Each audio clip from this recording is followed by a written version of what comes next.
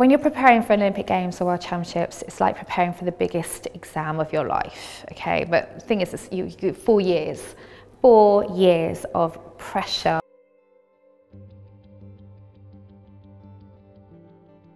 Gail Emms, Olympic silver medalist in badminton, and right now I consult on many organisations within sport, learning from my time as a sports athlete basically. My passion in badminton started at a very, very young age, probably about 4 or 5 when I held that racket for the first time. But it's all about role models, and for me, my mum was my biggest role model. She was a really good badminton player actually, and she was that person who kept me going when I kept missing the shuttle. But my mum was also a footballer, so my mum played women's football for England. So to have someone like her be really enthusiastic and motivating just inspired me to want to get better in sport and not to be afraid to try different things. My mum was always very energetic and very passionate about just learning, always learning, and never worrying about failures or mistakes. You know, it's just what can you do next and how you can improve. And I think with that mindset growing up and having someone such a strong influence in my life, it just allowed me to put my personality onto that badminton court. It allowed me to be feisty, it allowed me to be competitive. And when you're like that and you're on that badminton court or hockey pitch or netball court, it just means that you can be that person who wants to win, and sport was somewhere that I could be me. And I think I'm really, really glad I found sport and I had somewhere that could do that. And it just then started going bigger and bigger and bigger, and just watching Olympic Games, for me, it made sense. That's what I want to do. I want to go and be an Olympian. So my mum was one of the first lionesses. In the 1971 Women's World Cup, they wanted to restart it basically.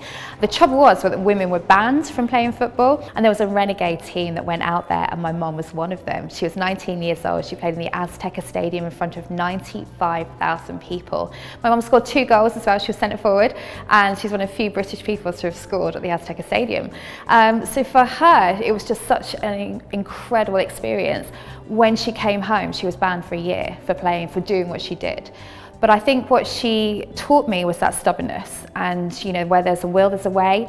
Never ever to accept someone else making that decision for you. She grew up in Islington. She grew up around the corner from Arsenal Stadium, so she supported Spurs. That's the kind of my mum attitude that my mum has, and she's passed on for me. For me now, I'm just so glad she's got the recognition. The BBC did a lovely piece on the lost lionesses, and they reunited the team, and it was so emotional for them because it was such a huge thing. And to do that and then come back to nothing and a ban, that's one of the reasons why she never taught me football, because there was no pathway, there was nothing that she could do for it. So for now, for her, it's really emotional watching women's football grow in the way it is. Being a sportswoman can be very, very tough in the fact that you're always up against boys, and I mean that in a good way as well. It's a challenge being up against boys, and I loved it. I played mixed doubles. I love that battle between, I know that I can go on court and I can beat a guy. I find that quite, real motivator. However, it was very obvious that, we would get, it felt like a bit like a token. Whereas you've got football, you've got cricket, you've got the rugby union, rugby league, the main sports in this country, and it was dominated by men. I never saw any women growing up on TV. I never saw them in the newspapers. I had my mum, which I'm really, really lucky about, but that was it. It was when I watched the Olympics for the first time, I saw Sally Gunnell, and that was the first time I saw a female on TV with muscles who wanted to win. And that was, oh wow, women can do sport. So for me, that was a real obstacle, seeing more women. It always felt like the men, and we'll let the women in. Sponsorship, prize money, all those little things. It was just, you could got the sense of, I suppose we have to do the women's events as well. And you just thought, hang on a sec, what if I have daughters, and what about your daughters, and what about your sisters, what about your female relatives? Don't you want to be role models for them? And I think I've carried that on out of sport. I want to show that every girl can have an opportunity, no matter what their passion is. If it is football, if it's cricket, or if it's a minority sport, it doesn't matter. There's an equal opportunity and equal pathway. I'm not saying about equal prize money. I'm not saying about the commercial situation of sport whatsoever. That's completely different. I just want opportunities. And my mum didn't have an opportunity for me or for herself to go through football. So I'm lucky I found badminton.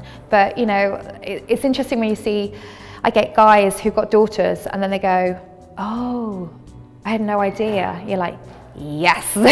So that's what I want to highlight, that you just, you know, sport is for everyone. We've got to change that culture of being tokenism women to, oh, yeah, it's completely normal. It's not about, I'm not saying that sport will be equal, it never will be. It's natural, you know, I'm a mum of 2 boys and I see it in schools and playgrounds. It's more natural for the boys to run around and, you know, it is that. And the girls will probably be, you know, there will be some that are sporty and some that are, you know, drawn to not to be. I just want there to be a culture change, parents, different attitudes. Girls must sit pretty, girls must wear pretty dresses. And, you know, you see it at 3, 4 years old, the girls are being, you know, sort of in these princess dresses and they can't move in them. So you're already determining what that girl can do. So every child should be wearing chucky bottoms and trainers. Let them climb, let them run, let them move. Then, you know, when they're older and they want to, you know, have that choice of wearing a princess dress or not, that's their decision. It's not a parent putting that stereotype on a child.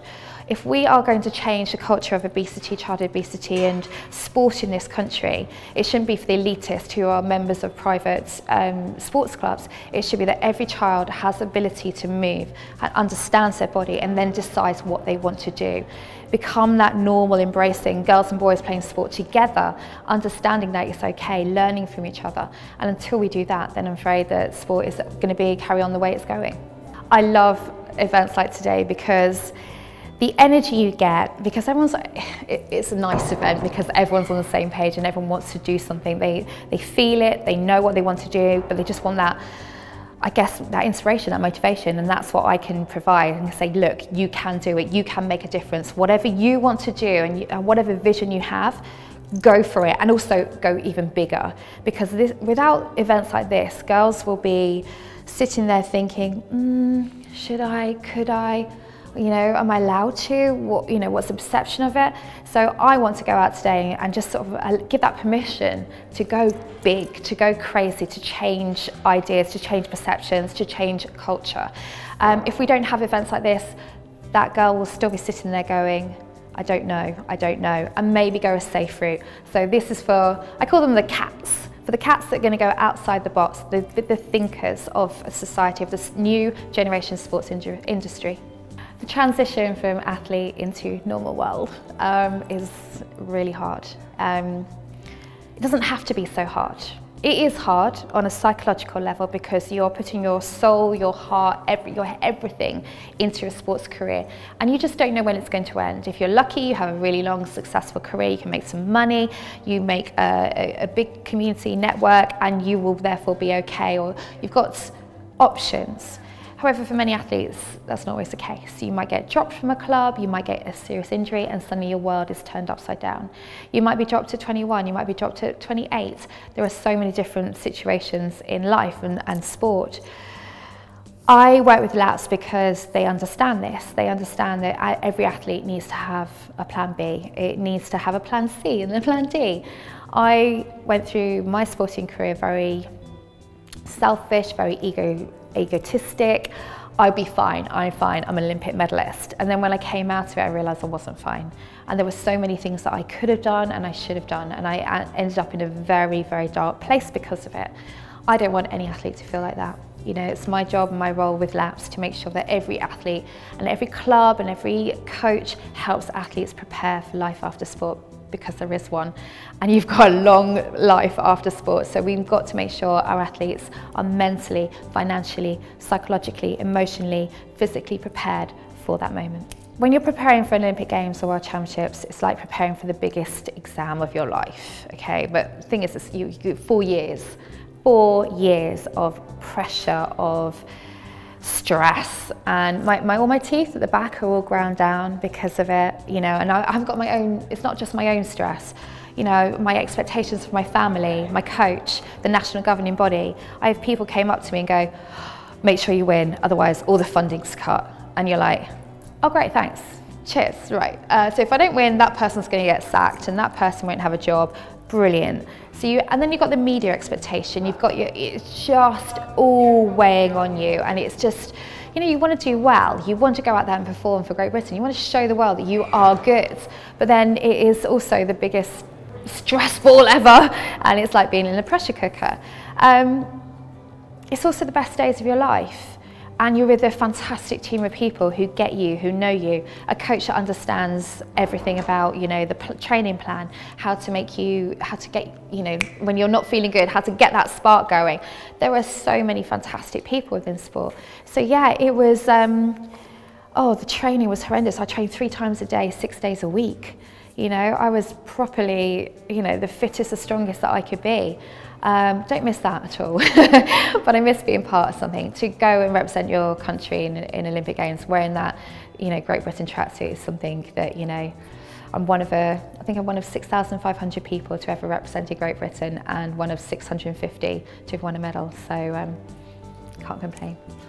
Education is important for athletes, and I mean that in not just get your GCSEs, get your A-levels, I mean that about education of life. I mean education of your passion, so turning your passion into something that you want to do. Education is about learning about people, about the world. That is education. If you immerse yourself in just the sport, you know, you've got this tiny bubble that you're just learning, you're just involved with. And it doesn't help you. It doesn't help you at all, because that bubble could burst. That bubble can, you know, you can be chucked out of the bubble.